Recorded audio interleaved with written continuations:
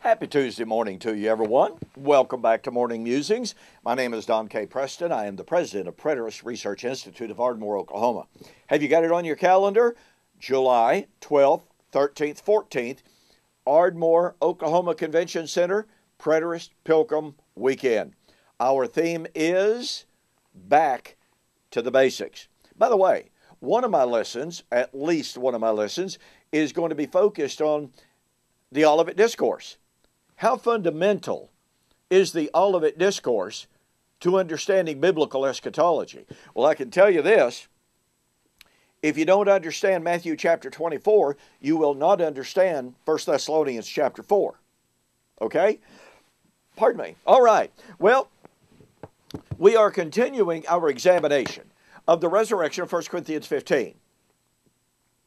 The resurrection of 1 Corinthians 15 is, by virtual universal consent, the same as the resurrection, the manifestation of the sons of God, the adoption of the body, the redemption of the body of Romans 8:23.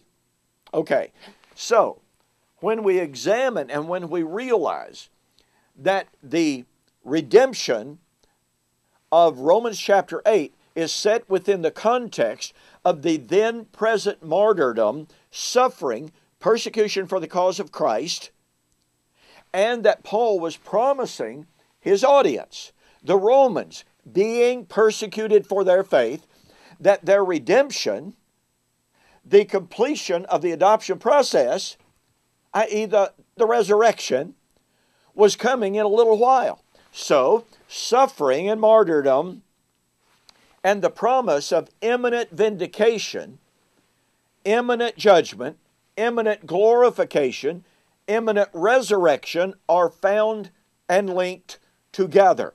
I've been sharing with you some texts from the book of Revelation. Revelation 1, Revelation 3, Revelation 6. Well, guess what? This motif, this theme, this narrative, if you please, is found, as I've suggested, throughout the entirety of the book of Revelation. Look at Revelation chapter 12. John saw a woman, and this woman was clothed with the sun, with the moon under her feet, on her head a garland of 12 stars. She gave birth to a man-child. The adversary, the devil, attempted to slay the man-child. The man-child was caught up to heaven. There was war in heaven, and Satan was cast down. Now, I want you to notice verse 6. The woman fled into the wilderness, where she has a place prepared by God, that they should feed her there for 1,260 days. War broke out in heaven. Michael and his angels fought with the dragon, and the dragon and his angels fought. They did not prevail, nor was a place found for them in heaven any longer. So the great dragon was cast out, that serpent of old called the devil and Satan, who deceives the whole world. He was cast to the earth, and his angels were cast out with him. By the way, Revelation chapter 2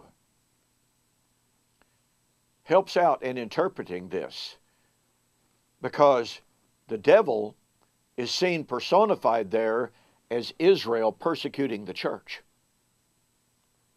You need to look at that, Revelation chapter 2, 9 and following. Well, I don't have time to develop that. Anyway, then a loud voice came saying in heaven, Now when?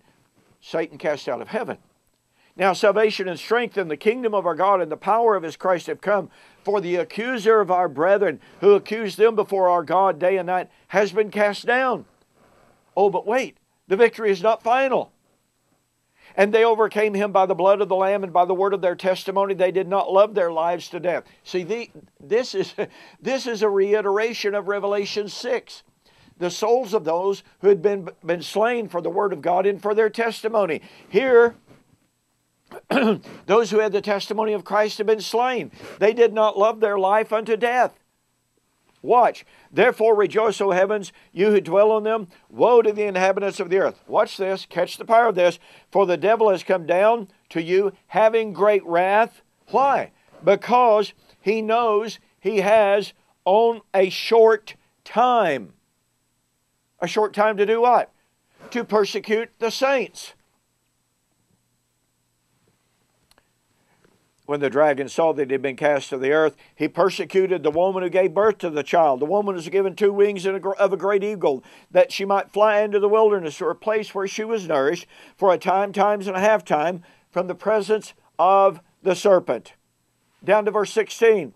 The earth helped the woman, and the earth opened its mouth and swallowed up the flood which the dragon had spewed out of his mouth. What is he spewing out of his mouth?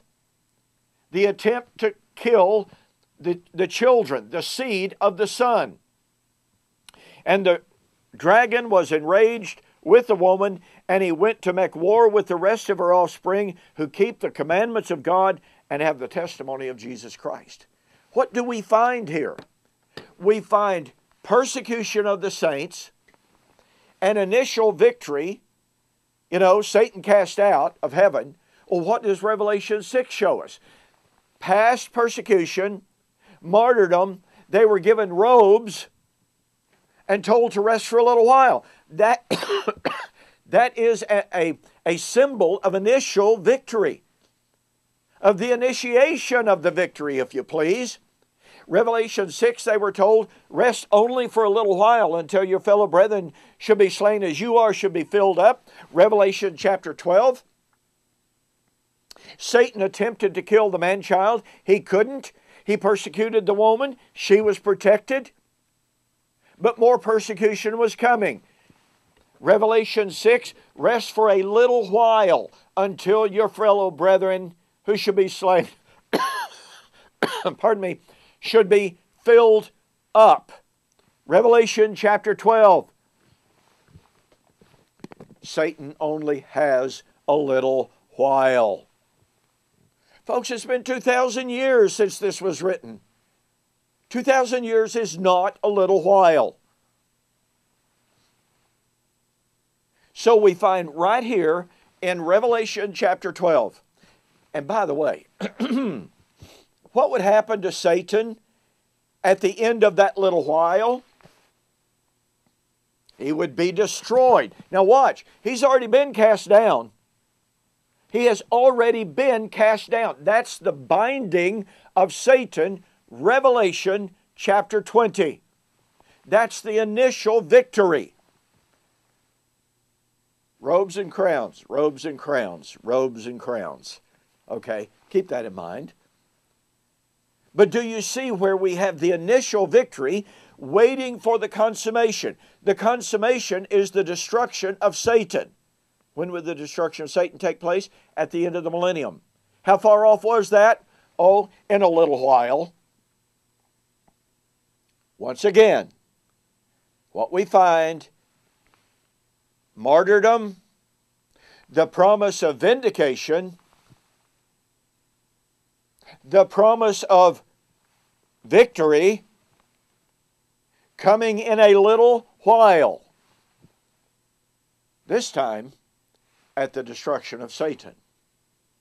Revelation 6, it's at the coming of the great and terrible day of the Lord. You see, these are synchronous events. Bottom line, Revelation 12 agrees perfectly with Romans 8, 2 Thessalonians chapter 1, 1 Peter, Revelation 1, Revelation 6, of the then present suffering of the first century saints, the promise of imminent vindication at the day of the Lord, at the coming resurrection, and it was coming very soon. Folks, we just simply cannot ignore these temporal parameters because of our preconceived ideas. Let me urge you once again to get a copy of the book Revelation Realized by Sam Dawson. This book is a comprehensive study of the doctrine of martyr vindication and eschatology. I have said this before. I have said it on many occasions. I believe that the doctrine of martyr vindication, even among some preterists, is one of the most ignored and yet most significant biblical themes and motifs. And yet it is definitive, it is irrefutable in proving the resurrection was to be at the judgment of Old Covenant Jerusalem in AD 70. Go to my website, donkpreston.com, bibleprophecy.com. Send me an email saying you want to order the books. $21.95, postpaid. All right? You need a copy of this book. Okay, we've got more on the book of Revelation and the theme of then present suffering and the coming imminent vindication at the day of the resurrection. So we'll see you on the flip side.